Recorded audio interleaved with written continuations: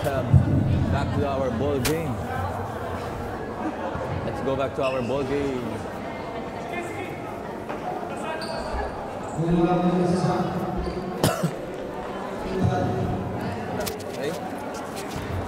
Okay, ball game naman. Yan. Go back to our ball game. Of course, ang maglalaban po rito ay ang Team Timpuyang at ang mga Reggio Emilia. So of course, Timpuyang may isang panalo na at may isang panalo na rin ang Reggio Emilia, pero may talo na ang Timpuyang at nananatiling 0 talo ang Reggio Emilia. Of course. At easy 2 points para sa team ng mga taga Reggio. Of course,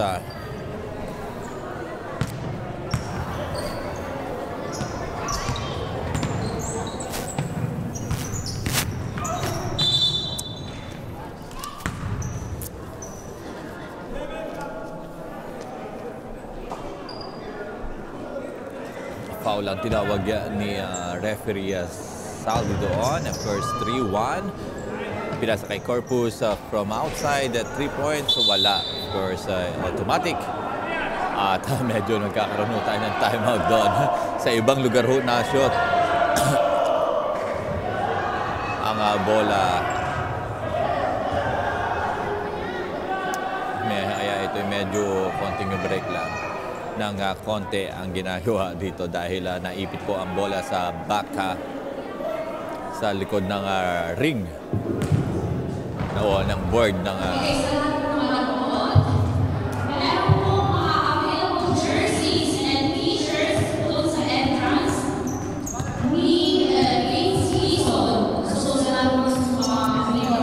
bola ay sa Reggio Emilia, lumabas sa 33 so Torres. Wala, position ay sa same ball ang ginagawa ni coach Saudi. Mag-inbound si Hipolito, pinasa kaya Damas. Medyo nagagawan buko doon at sa uli ay nakuha ng bola ng Timpuyang, pero bumalik ang bola sa Reggio Emilia, kaya easy 2 points for Hipolito ang nagawa doon. Samantala sa first 5 nila ay ng Reggio ay ang 18 na walang iba kundi si Ledesma, si 15 na si Damasco, of course si Sikat, 33 na si Torres at si Hipolito.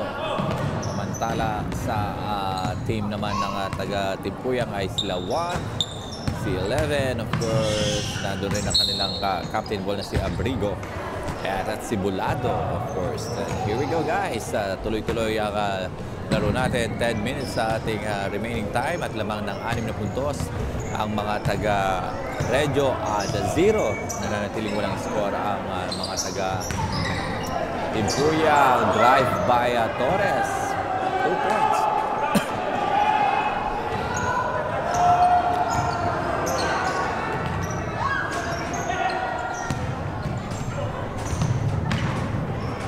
Samantala 1 ang may taka ng bola.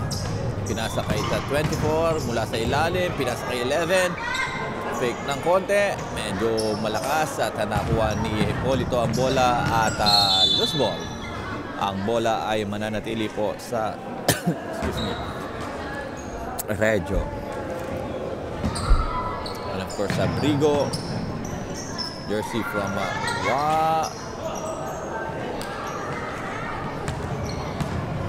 jersey number 3-1. Of course, pinasa kay Hipolito sa ilalim, tumira, mintis ng konti. Nagagawa ng dalawang magkakampi na si Juan at si Bulado. Bulado may tangan ng bola, jersey number 19, sinugod, 3-team. Good points. 2 para sa jersey number 3-1.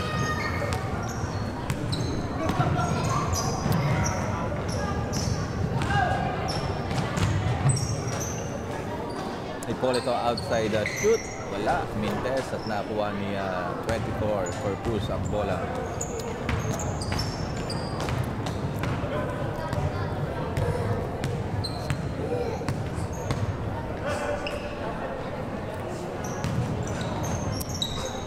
One drive the ball pero na-steal ang bola ni Zablan.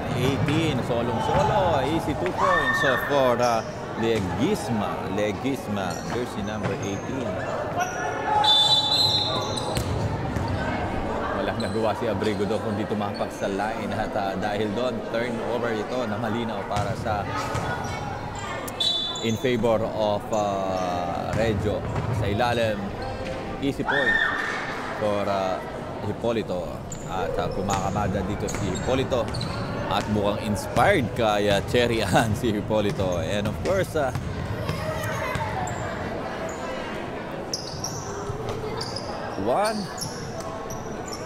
number 11, of course, one from outside. Pinasa kay Abrigo, tumira sa labas. Boarding, pasok. Ang tira ni Abrigo, 12-4 at 8 minutes and 50 seconds ang natitira dito sa ating first half kontra Reggio at Timpuyong at nakafaulo si 11, si Bagabay. At dahil doon pupunta sa free throw si Sikat, jersey number 34. Ang unang tira ay pasok.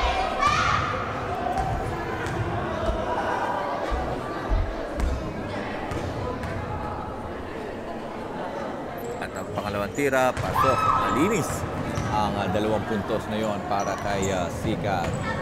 Tala, ang Timpuyong ay mananatili dito sa laro. At ang bola ay tangan ni Juan mula sa ilalim, supalpal ni Sikat. Tapos kanilang captain bola si Abrigo. Abrigo pinasa kay Zablan, number 15, Damas. At nagkagirihan si 15 and 19 doon at nakakuha ng foul si Zablan, courtesy of Bulado or jersey number 19 na si Palejo.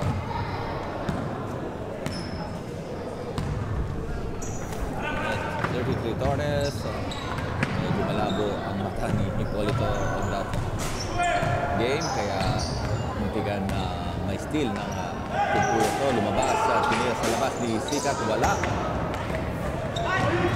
Dinaan sa liksi ni Tres. Naku! Outside. Ang jersey number 3 na si Regua. Bago ito si Regua at hindi ito nakapaglaro ng mga kalaban ng Timpuyang ang galang. Mula sa labas, sayang at medyo kalahati lang itong si Regua ni Torres. Pero maliksi ang batang ito at nangangailangan lang siguro ng isang magandang laro itong si Regua para umalagwa dito sa game na ito. Samantala, easy points ang binigay ng Roma, ng Reggio dito. At natambakan na po ng double digit ang team ng Timpuyang, which is a 15-point lead with 7 minutes and 30 seconds na natitira sa ating first half. Timeout po ang mga taga Timpuyang dito. Medyo napagod ang mga batang ito at maliksi naman, kaya lang talagang malalaki ang itong mga taga Reggio. When it comes to height, edad at laki ng katawan, lamang na rin ang mga taga Reggio. Tala itong mga batang ito ay never say die pa rin at talagang gusto manalo. Bagaman tambak sila ng 15 points at dahil dyan may timeout po ang Timpuyang dito. In the meantime, of course, patuloy po kayo nanonood dito sa coverage ng Daily TV. At tumutok at mag-register at mag-subscribe lang po kayo para mapanood ninyo ang lamang ito ng One Day League ni Kuya Mario. And of course, ang ating referees ni Salvi at Edwin ay mananatili dito as our official referees. And of course, si Vince Season mamaya po ay makakasama natin sa larong ito. Kaya wag po kayong bibitaw at mananatiling tumutok dito sa laro ng One Day League with the Legend. Nagkaroon lang ng konting problema si Jolas at si kay Dick, kaya hindi sila makakasama dito sa laro. At mananatiling si Hizo dahil may according to them with the US passport, so madali sa kanya ang pumasok dito sa Italia at siya po ang nakapasok lamang dito sa Italia, kaya si Hizo lang ang maglalaro kasama ng ating mga selected game players dito sa liga ito. Easy points for Zablan sa parting ngayon. In the meantime, 21-4, 17 leagues with 7 minutes remaining sa ating first half. And of course, 24 na mix ng labas dinrive pero kapos. Torres sa fast break with Zablan. Damas. Pinula. Binitbit sa taas. Sayang. Wala nga lang. Pero nandun naman si 18 na nakaantabay si Ledesma. Kaya 2 puntos pa rin ang naidagdag sa team ng mga taga-Regio. Corpus outside shoot. Wala.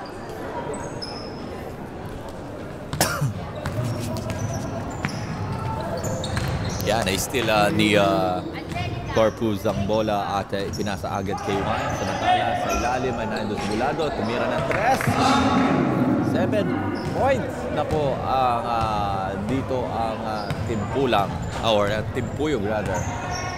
Of course, 23-7 with 6 minutes remaining sa ating first half ng one-day league versus Regio. Of course, turnover yon at kicking ang tinawag ni referee Saldi.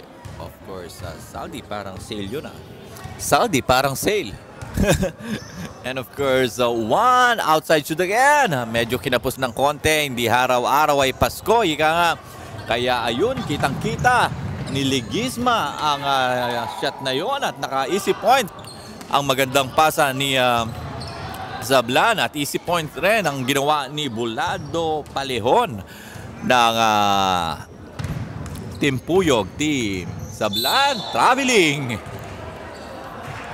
Medyo sidestep ipet ang tira ni Zablan doon. Damas traveling. Substitution na. Ito na, pinapasok na si Friala. Small but terrible tong si Friala.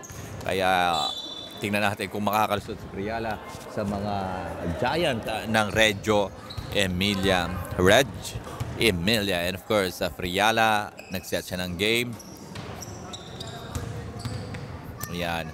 Ingat-ingat lang mga taga Timpuyog. Medyo konting respeto sa mga kuya. Of course, outside shot by Abrigo. Ang lalim nun. Pero line ball, of course. Loose ball ang itinawag ni referee doon na turnover na maliwanag yon para sa team ng mga Regio. Samantala nilabas na si Zablan at ipinasok na si jersey number 23 na walang iba kundi si Robles. Of course, ang captain ball, palobong tira, wala. At nakuha ni Ledesma. Ledesma pasa kay Torres. Torres, 3-in-1, pinaglaruan. Jepoy. Ayan, si Jepoy. Mag-ingat kayo sa inyong tatay kasi edad ni Vince Season yan. 47 na yan. Ayan, 23 na si Robles. Easy points for Robles. And of course, ang may hawak ay si Friala. Friala rather. Ayan, Friala. Sineset ang bola at hinahantay. Pinasa kay Juan. Juan kay Abrigo. Supalpal ng konti. Ayan. It's a foul. Para kay Ledesma. And of course,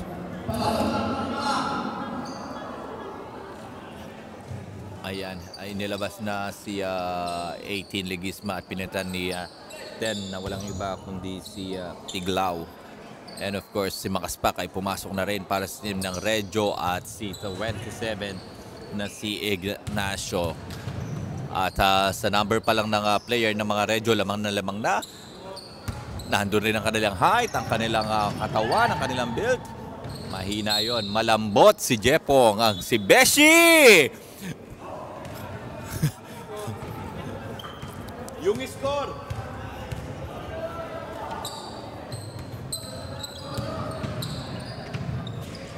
It's 2014, 3 minutes and 39 seconds ang natitira rito. 4 na lamang na po ang taga-Regio. It's a foul called by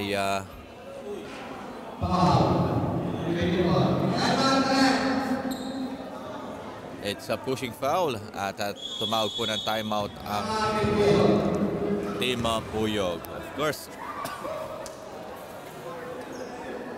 yan, medyo may konting mismatch dito ang labanan. Of course, sa numbers pa lang ng number pa lang ng players ng mga Reggio Emilia, medyo lamang na sila. Tingnan nyo sila, around 12 players from Reggio Emilia.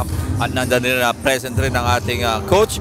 Samantalang dito sa may Team Puyag, medyo kokonti lang sila rito. Kaya in terms of height, age at build ng katawan, talagang yamadong-yamado ang mga taga Reggio Emilia. Pero ika nga, meron tayong David and Goliath na laban nito. Tingnan natin kung magwawagi ang maliit sa malaki o mananatiling malakas ang malalaki. Back to the ball game ho tayo. Kasama pa rin ho natin ang ating referee official na si referee Saldi and Edwin. In the meantime, of course, ang bola ay nasa kupunan ng mga taga Reggio. Inbound si 27 Ignacio, and of course pinasa kay 23 si Robles. It's a call by Edwin. It's a counted foul. It's a 24 ang may faulo si Corpuz, and of course is a free throw. Free shot ang manggagaling naman kay bonus shot para kay 23 si Robles. Tingnan natin kung mabubuo ang 3 points. Hindi, of course, outside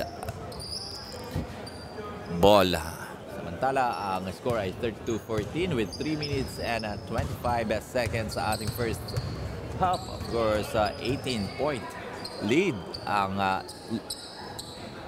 ang Reggio rito. Kapos ng konti ang tira ni Bulado na Palehon.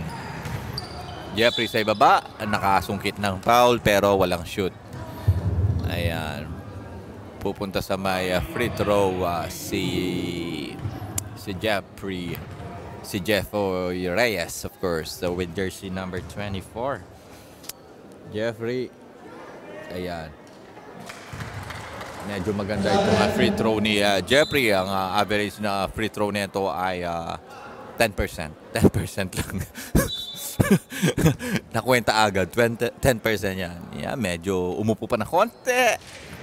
Wala. Sablay. Friala ang nakakuha ng bola galing sa free throw na hindi na shoot ni Jeff Reyes. Ang pinakamatanda sa kupunan ng Reggio. Of course, rebound si Jeffrey with 6'2" height like Vince Hison. Easy points for Ignacio. And of course, 2 minutes and 40 seconds ang natitira dito sa ating first half. 35 and 14 at lamang po ang taga Reggio rito. Loose ball po yon at still naman ng taga Reggio, ng Team Puyag. Dinrive ang bola. Wala, malas dinaan sa laki ni Jepong, pinasa kay Robles. Ngayon ay hawak ni Robles ang bola, pinasa kay Makaspak from outside, wala. Jepong. Kumakaban si Jepong rito. Friala.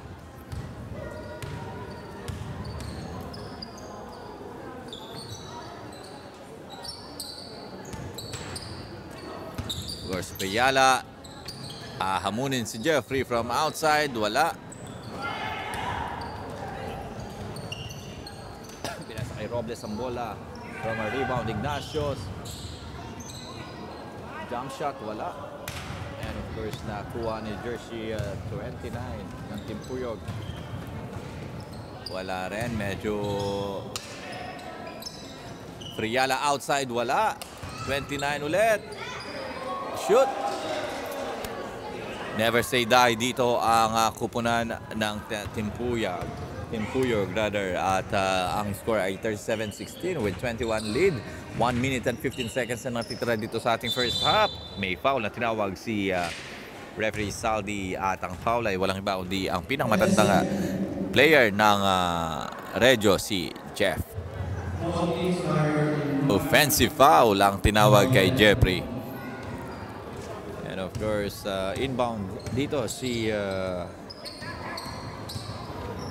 Bulado mula sa ilalim. Ang ganda ng pasa niya pero medyo naantala ng konti kaya tumira sa labas si 29. Wala, at na-steal ni Juan ang tira. Hamunin ng dalawang higante. Pinasa kay Friala from outside. Wala. minti siya doon. Of course, Robles, 3-1 ng mga Higante. Pasok. Easy point for Ignacio. And now 39-16 with 35 seconds remaining sa ating first half. And of course, it's a 23 lead. Jeff Robles. All right. 31, 41, 16. 25 lead na po.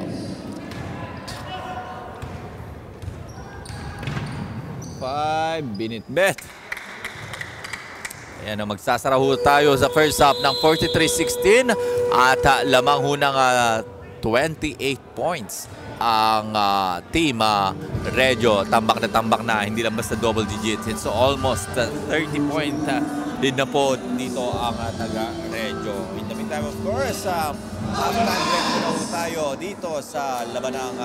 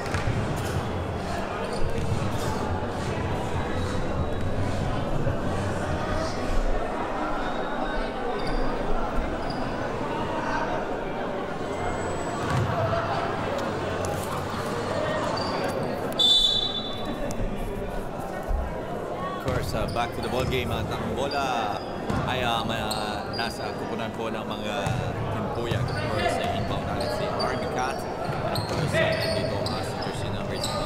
Pinaligiran na siya at nakuha siya ng foul from jersey number 26. Na walang iba kundi si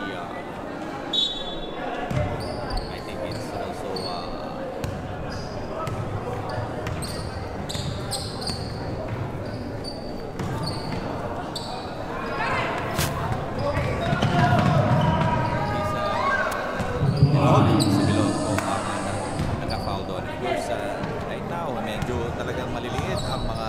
kupunan ng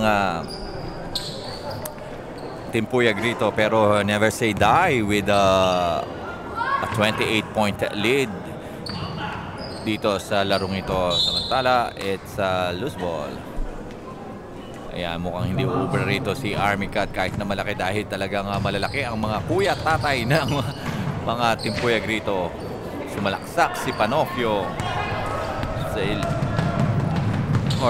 si Bagabay dito. It's Timpuyag versus Regio Emilia. Of course, nadagdagan na naman po ang lamang ng taga Regio rito, 47-16. It's a 31 lead ng taga Regio kontra Timpuyag. Sa baba, medyo madulas ang bola para kay Army.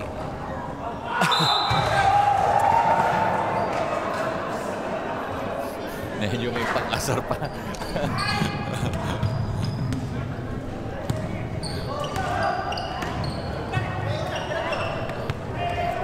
Ayan, it's 2-2. Ayan, Ignacio from the outside shot. Good points. 33 na po ang tambak ng Timpuya Grito. Makaspak. And of course, that number 2 na si Ignacio Darrell ang nakakuha ng bola from outside. 23. Si Robles nakakuha ng 3 points.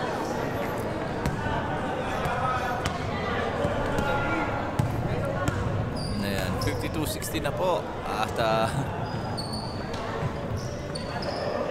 ang ganda naman sa tira noon.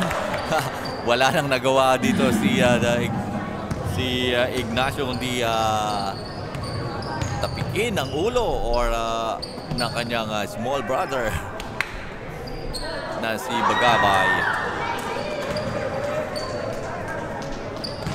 Masabagay itong sa laki ng mga kalaban mo ay magiging masaya ka na lang pag nakashoot ka sa pagkapinayungan ka ng mga higanting ito. Siyempre, ang ganitong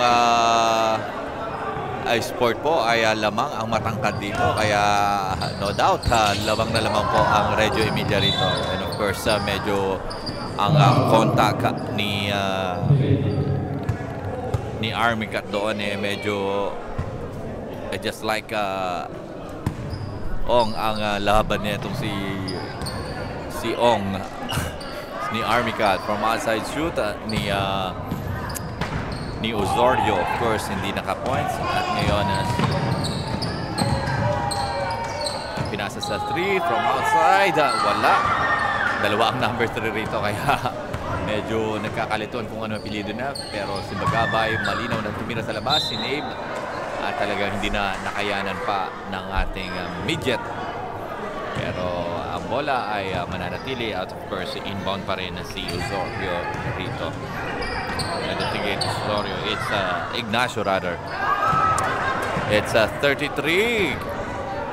Torres at tambak na tambak ho ang mga batang ito.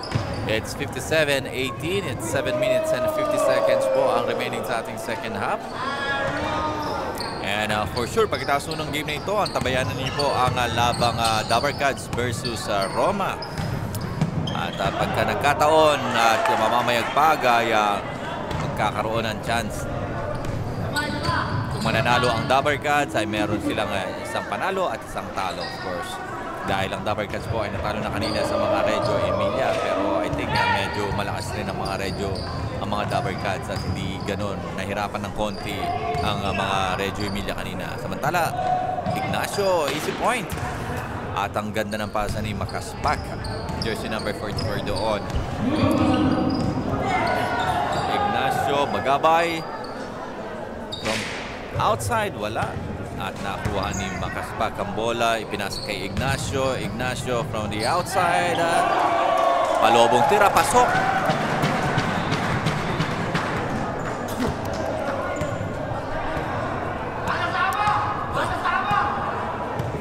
Na po ang lamang at 6 minutes and 40 seconds ang natitira dito. Halos nakakalahati na po ang game na may 41 points na lamang ang Reggio. It's a foul coming from jersey number 3. Ano yan ay si Juan. Si Juan ay nasa labas to, pero pinasok na yung maliliit ng lalo pang lumiit ang lineup ng taga-team Puyo. So, medyo mga key player nila ay nagpapahingin na sila. I think, ayan, si Army Cat 2 versus 1. Medyo ang laro nito ay body-body talaga. Body-body ang laro. Oh! Supalpal from outside, from the back. At medyo nasupalpal si Robles noon. At masayang-masaya na. Si Army Cat doon at nakasupalpal from the back. Ayan, kaya bagaman nasupalpal, easy point pa rin ang nagawa ng Team Puyog. And of course, courtesy of Ignacio.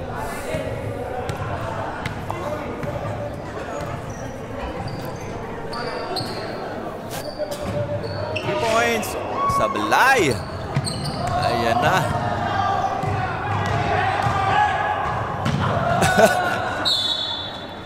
Same ball. Dinadaan sa lakas at laki ng katawan netong si Army Cat ang laban. Pero of course, ito naman ang maliit. Didigdigan.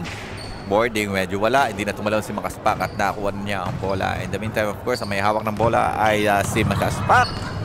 Pa rin at pinasa kay 26.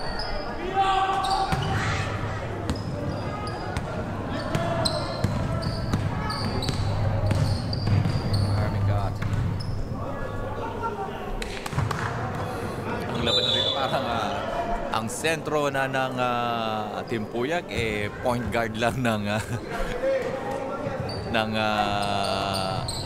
Regio in terms of height, of course.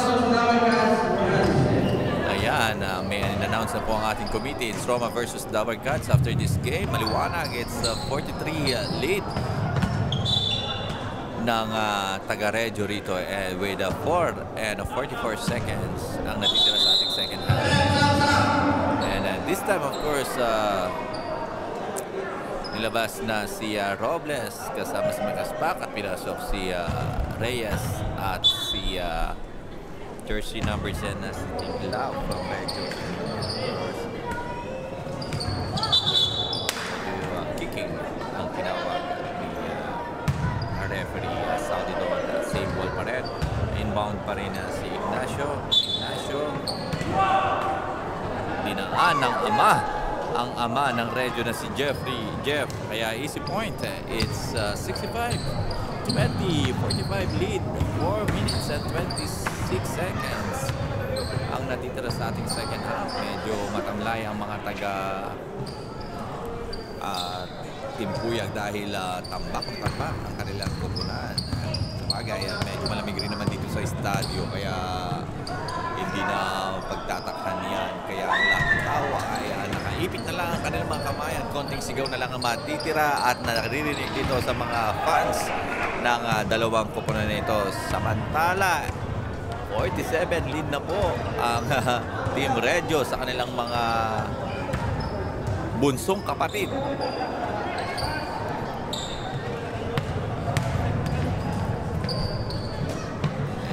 Ayan, of course, number 10.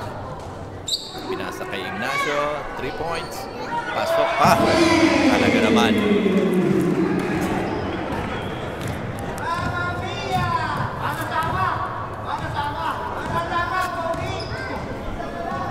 Ayan, I don't think na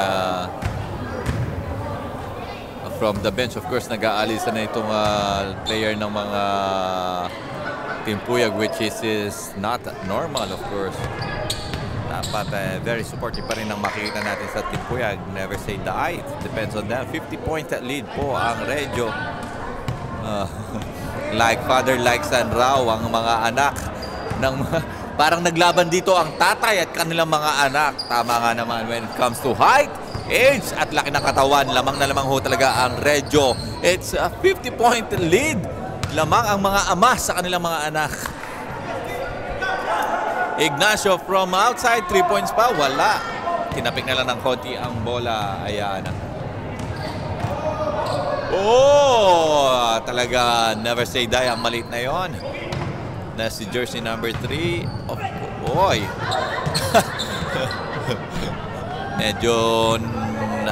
medyo nasaktan pa rin ang si Ignacio doon sa part.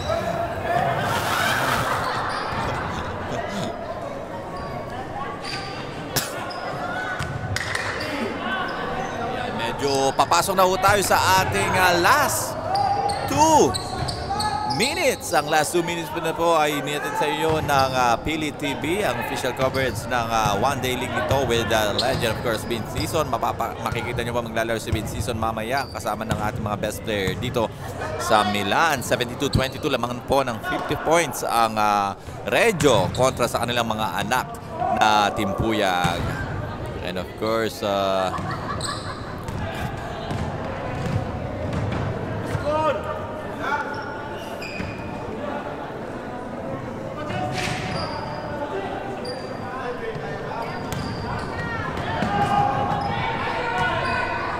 hindi na masyadong mandar ang score. Dapat is 74 at 76-22 na yon. Pero wala nang reklamo coming from the campo of Regio dahil kahit anong gawin nila ay talagang lamang na lamang. It's 1 and 9 seconds na lamang po ang natitira dito sa ating second half.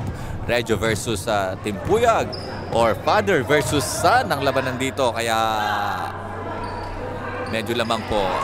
Talaga naman kahit anong tira ng mga taga-Regio ay pumapasok ang bola. It's 77-22.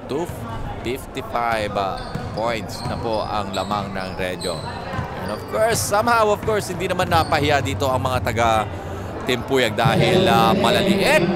subalit maliliksi pa rin naman to at nagkaroon naman sila ng isang panalo kontra sa Galuzzo kanina. So it's a good fight pa rin ang binigay dito ng Team Puyag.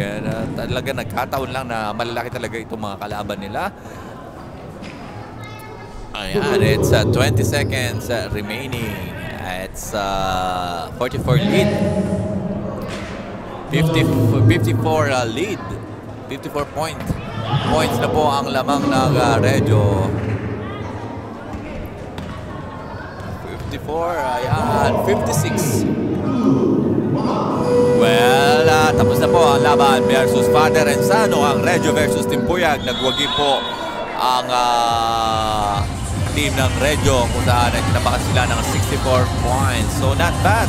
May isang talo at may isang panalo rin naman ng Regio, kaya hindi naman po masyadong nakakaya when it comes to height, age, at the same time experience perhaps. At syempre hindi na rin natin kukontrahin ang kanilang mga katawan. Talaga naman makita-kita ang kalamangan nila. In the meantime, of course, nandito po si Rolly at ang nagko-cover dito